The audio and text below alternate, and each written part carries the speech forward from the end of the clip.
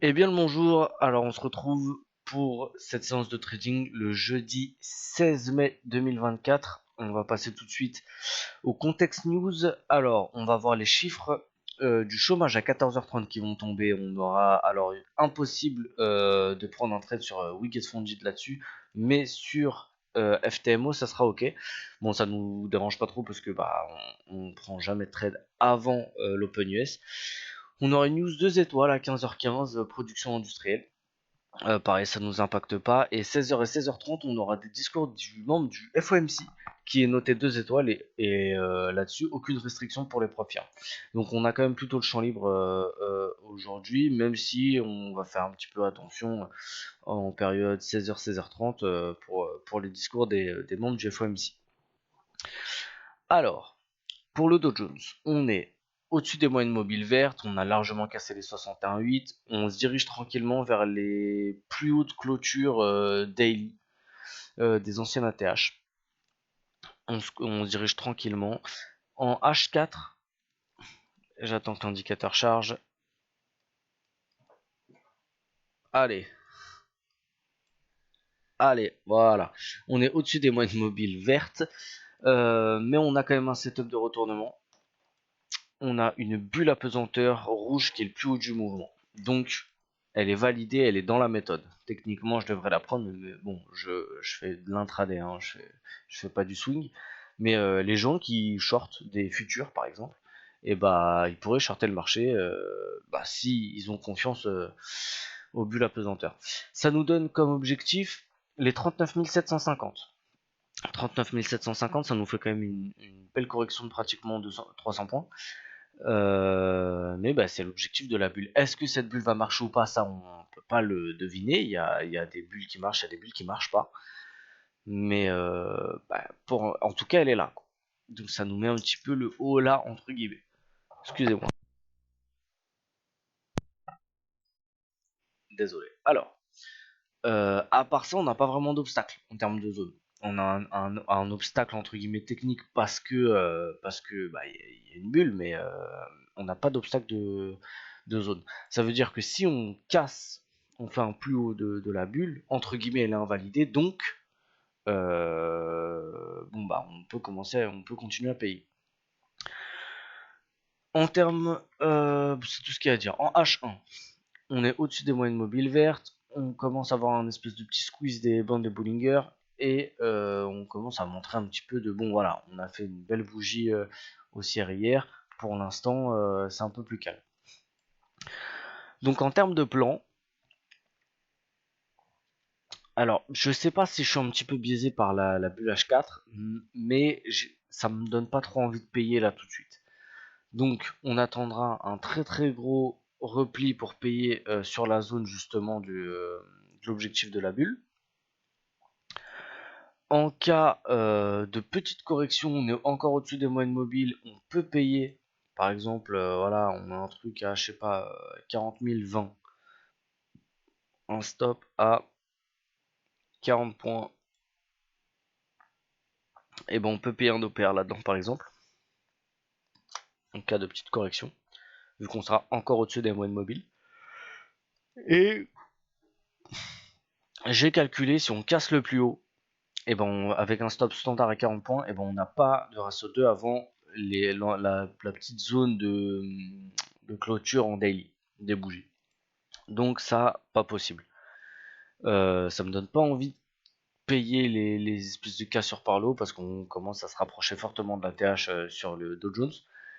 Mais si on est amené à rester quelques jours, quelques semaines sur des nouveaux ATH, on va être obligé de commencer à payer quand même.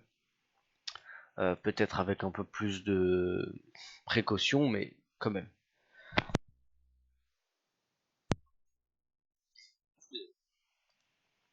Donc voilà pour les plans. En gros, on attend une grosse correction. On achète tout en bas là, 39 750. Pas de cassure sur le plus haut et une petite correction, mais rien de méchant. On est encore au-dessus des moyennes mobiles vertes. On paye. Voilà pour ce qui est du Nasdaq. Pour le Dow Jones, voilà pour ce qui est du Dow Jones pour le Nasdaq du coup. Pardon. Un peu différent.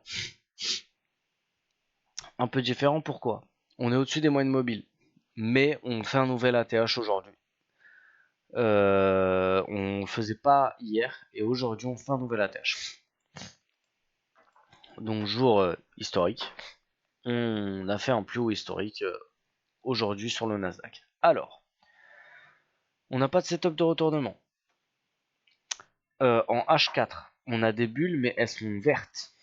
Donc, même si elles existent, elles sont pas propres dans la méthode. On est au-dessus des moyennes mobiles vertes.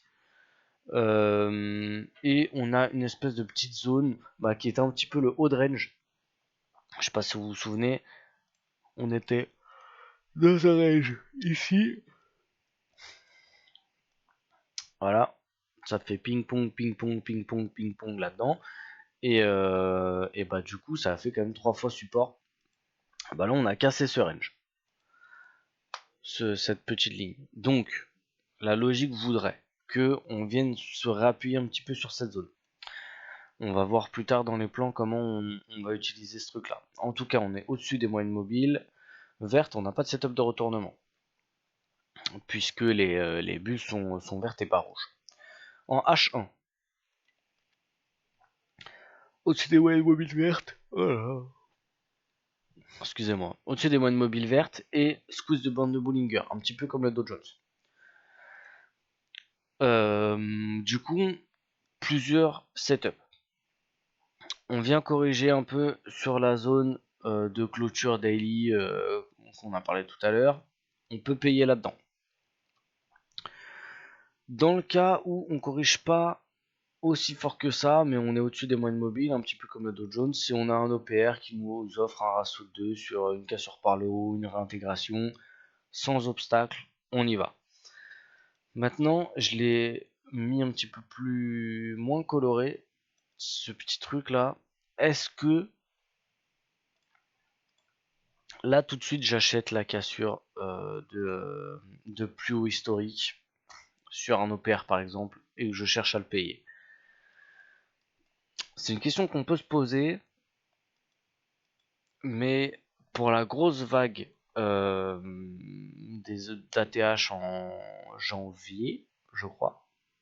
Je crois que c'est ça, janvier, février, quelque chose comme ça. Et bah, j'ai pas payé. J'ai pas payé et quelquefois j'ai eu tort et quelquefois j'ai eu raison. Est-ce que on est est-ce que psychologiquement on est dans une phase assez sereine pour pouvoir payer, prendre des stops sur des cassures de plus haut, sur des plus hauts historiques? Je sais pas. J'ai pas envie de dire que ça se fera au feeling, mais ça se fera surtout à la psycho, quoi. En tout cas, s'il y aura un doute, il n'y a pas de doute. Pas de FOMO, on est là pour du très très long terme. Si je rate une petite partie de la hausse alors que j'ai des vrais contre-arguments, c'est pas grave.